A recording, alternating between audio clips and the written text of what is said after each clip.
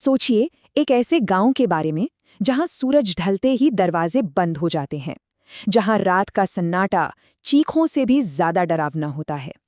ये कहानी है कुसुमपुर की, और उस श्राप की जो उसे धीरे धीरे निगल रहा था। और ये कहानी शुरू होती है वीरेंद्र के साथ, जो अपने पुश्तैनी गांव लौट रहा था, इस बात से बिल्कुल अनजान कि वो घर नहीं, अपनी कब्र की ओर बढ़ रहा है। सफर काफी लंबा था और ऑटो वाला अजीब तरह से चुप था। वीरेंद्र ने बात करने की कोशिश की, पर जवाब में सिर्फ एक घबराई हुई सी नजर मिली। और फिर गांव के पास पहुंचते पहुंचते उस खामोशी को एक कांपती हुई आवाज ने तोड़ा। साहब, कोशिश करना रात को बाहर मत जाना। ये सिर्फ एक सलाह नहीं थी, ये एक चेतावनी थी। गांव का रास्ता एकदम कच्चा और टूटा फूटा। घना कोहरा गाड़ी की लाइट को जैसे निगल रहा था, और उन पेड़ों के बीच कुछ तो था। परछाइयां जो पेड़ों की नहीं लग रही थीं, वो हिल रही थीं। ऐसा लग रहा था जैसे देख रही थीं। गांव के अंदर पहला कदम रखते ही एक मौत जैसा सन्नाटा, ऐसा सन्नाटा जो कानों में चुभता है।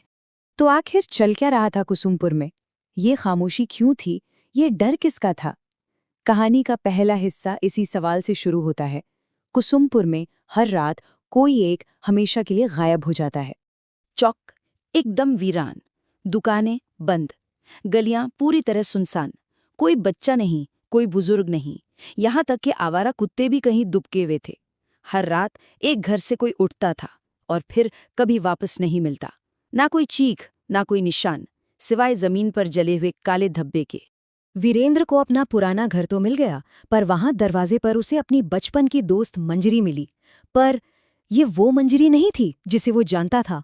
उसकी हंसी जैसे कहीं खो गई थी, और आंखों में सालों का खौफ जमा हुआ था। उसका चेहरा थका हुआ, खिंचा हुआ, जैसे उसने न जाने कितनी रातें जागकर बिताई हों। वीरेंद्र, जो शहर की दुनिया से आया था, उसे ये सब अंधविश्वास लग रहा था। वो हंसते हुए बोला, अरे ये सब मन घड़ंत बातें हैं, तुम लोग भी क्या क्या मान लेते हो। पर मंजरी की आंखों में जरा भी मजाक नहीं था। उसने सहमी हुई, दबी हुई आवाज में कहा, वीरेंद्र, अगर तुम इसे हल्के में लोगे तो शायद बाद में पछताओगे। रात में आवाजें आती हैं, कोई नाम पुकारता है। मंजरी की बातों ने ना वीरेंद्र के दिल में एक शक का बीज बो दिया था। वो पहली रात उसे करवटें बदलते गुजरी। उसे अब जवाब चाहिए थे, वो सच जानना चाहता था। इसी बेचैनी में वो सुबह होते ही गांव के सबसे पुराने पंडित जी के पास पहुंच गया। शायद वही इस राज पर से पर्दा उठा सकते थे। पंडित जी की आंखों में वही डर था जो पूरे गांव में फैला हुआ था। उन्होंने वीरेंद्र को देखा और फिर एक गहरी सांस लेकर जो कहा, उससे वीरेंद्र के पैरों तले मानो जमीन ही खिसक गई। बेटा, ये गांव शापित है, और ये श्राप उसी जमीन से जुड़ा है जो कभी तुम्हारे परिवार की थी। पंडित जी ने उस खौफनाक अतीत की परतें खोलनी शुरू की। उन्होंने बताया कि ये श्राप 3 चरणों में बना। पहला, जैसा कि यहाँ दिख रहा है, तुम्हारे दादा ने पैसे के लालच में अपनी जमीन पर बने एक पुराने जागृत मंदिर को तुड़वा दिया था। दूसरा, उस मंदिर में गांव के एक रक्षक की आत्मा बसती थी, जो मंदिर के मलबे में ही कैद हो गई। और तीसरा, अब वही आत्मा क्रोध और पीड़ा से एक राक्षसी ताकत बन चुकी है। वो आज़ाद होना चाहती है, और उसकी आज़ादी की कीमत है हर रात एक इंसानी रूह। ये जानने के बाद वीरेंद्र का सारा शक घोर आतंक में बदल गया। उस रात उसे एक पल भी नींद नहीं आई। दीवारों के पीछे से फुसफुसाहटें, कौन था? हवा में उसका नाम, कोई उसे बुला रहा था। खिड़की के पास से एक काला साया गुजरा, उसका दम घुट रहा था। ऐसा लग रहा था जैसे कोई हर पल उसे ही देख रहा है। अब डर की जगह ना एक गिल्ट ने ले ली थी। उसके परिवार की वजह से पूरा गांव तबाह हो रहा था। वीरेंद्र ने फैसला कर लिया, वो अब और छिपकर नहीं बैठेगा। वो खुद उस मंदिर के खंडहर में जाएगा। वो उस चीज का सामना करेगा जो भी वहां है। उसके दिमाग में बस एक ही सवाल गूंज रहा था, एक ऐसी आग जो उसे जला रही थी। क्या ये सब वाकई मेरे परिवार की गलती है? क्या मेरे पुरखों के पाप की सजा ये पूरा गांव भुगत रहा है? इस सवाल का जवाब पाने के लिए वो कुछ भी करने को तैयार था। और वो पहुंच गया। रात की घने अंधेरे में वो खंडर, जानते कैसा लग रहा था?